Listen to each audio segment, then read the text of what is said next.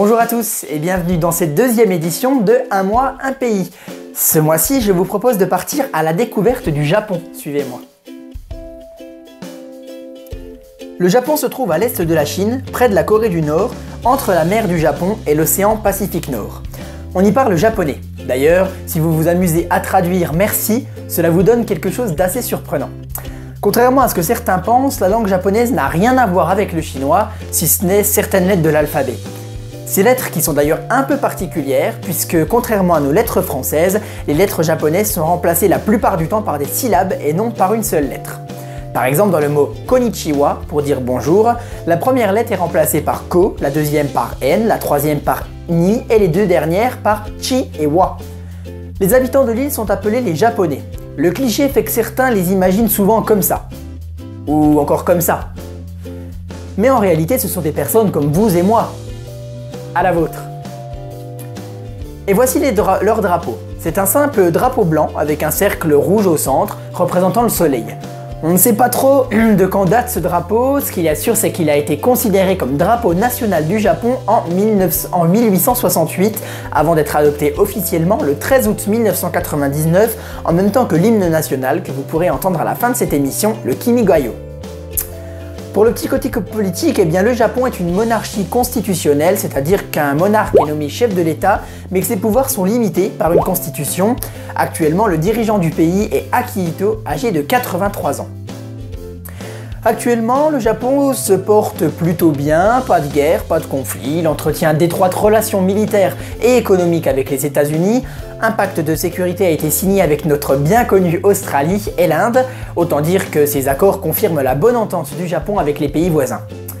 Au niveau du climat, eh bien cela dépend assez d'où vous vous trouvez. L'île de Hokkaido, la plus au nord, connaît un climat tempéré continental, c'est-à-dire des étés doux et des hivers assez froids avec de fortes chutes de neige. Sur la majeure partie de l'île Honshu, l'île principale, on a plutôt un climat subtropical humide, c'est-à-dire des hivers doux, des étés chauds et humides et une saison des pluies de juin à mi-juillet. Enfin pour les îles Ryukyu, les plus au sud, c'est un climat quasi tropical avec des températures l'hiver d'au moins 16 degrés, donc bien évidemment pas de neige. Il y a également beaucoup de volcanisme et de séisme car le Japon est situé sur 4 plaques tectoniques.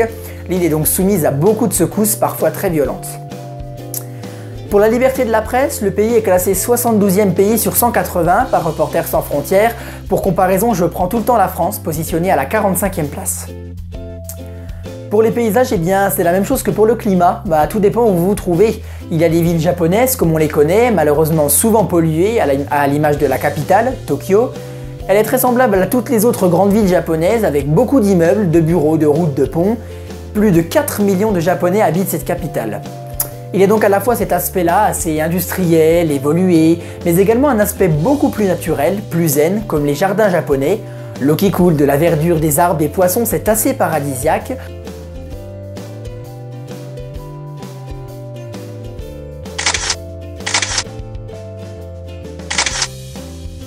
On y voit souvent les fameux cerisiers japonais avec leurs fleurs roses. Autre chose également très classique, les temples, les pagodes japonais qui sont des lieux de culte. Ils ont une architecture assez spéciale mais très belle, prenant souvent l'aspect d'une tour avec plusieurs étages. Un temple de cette forme est très connu et se trouve à Kyoto, c'est le Pavillon d'Or, un temple bouddhiste. Ce qui me permet d'enchaîner sur les monuments et lieux connus que l'on trouve au Japon. Tout d'abord, on peut parler du mont Fuji, il se trouve au sud-ouest de Tokyo et mesure 3776 mètres d'altitude. C'est donc le point culminant du Japon. Il y a également un autre temple bouddhiste, le Sensoji, qui se trouve à Tokyo aussi. Il possède la forme traditionnelle des temples religieux japonais. À voir également le Kookyo, qu'on appelle aussi Palais impérial de Tokyo. Il abrite la résidence de l'empereur du Japon. On peut également se balader en bateau sur le lac Ashi, formé naturellement suite à l'effondrement d'une partie du mont Kami. On peut admirer également la tour de Tokyo dans la capitale, inspirée de la tour Eiffel. Elle a été construite en 1958 et mesure 322 mètres de haut. Vous pouvez la visiter pour 900 yens, représentant environ 7,71 €. Voilà, pour les choses à voir au Japon. Au niveau de la nourriture, eh bien, le Japon est réputé pour ses sushis, composés de riz vinaigré et de poissons crus. Ça, je trouve un goût assez étrange, sinon c'est à peu près tout ce qu'il y a de spécial pour la nourriture, si ce n'est aussi les nouilles, mais les Chinois en sont les principaux cuisiniers. Au Japon, pas spécialement de danse particulière. Au niveau de la religion, eh bien c'est assez varié. Certains sont chrétiens, certains animistes, c'est-à-dire qu'ils croient en un esprit, d'autres bouddhistes. Bref, il n'y a pas spécialement de religion dominante. On pourrait presque dire du Japon que c'est deux pays différents. Une partie du Japon est très moderne, très évoluée, et je dois dire que ce n'est pas la plus jolie à voir, sauf en photo. La deuxième partie, elle est très jolie à voir, les temples et les jardins respirent le calme et les paysages sont très reposants. Une découverte et un voyage encore plus beau en vrai. Voilà, c'est la fin de ce deuxième numéro de Un mois, un pays. J'espère vraiment qu'il vous a plu. N'hésitez pas à donner vos commentaires sur le site internet d'InfoTV, infotv.fr.nf, sur YouTube, mais également sur notre Twitter, @info-tv-presse. Si vous souhaitez me contacter personnellement, vous pouvez le faire grâce à mon Twitter, @hugo-petitjean, mais également le formulaire de contact sur le site en mentionnant mon nom. Le mois prochain, je vous emmènerai visiter un nouveau pays que vous pouvez déjà me proposer si vous avez des idées. Je serai ravi de vous présenter le pays qui vous intéresse.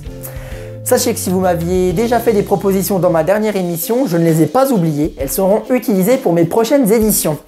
On se quitte sur le fameux hymne du Japon, le Kimigayo. Merci de votre fidélité et à bientôt sur InfoTV.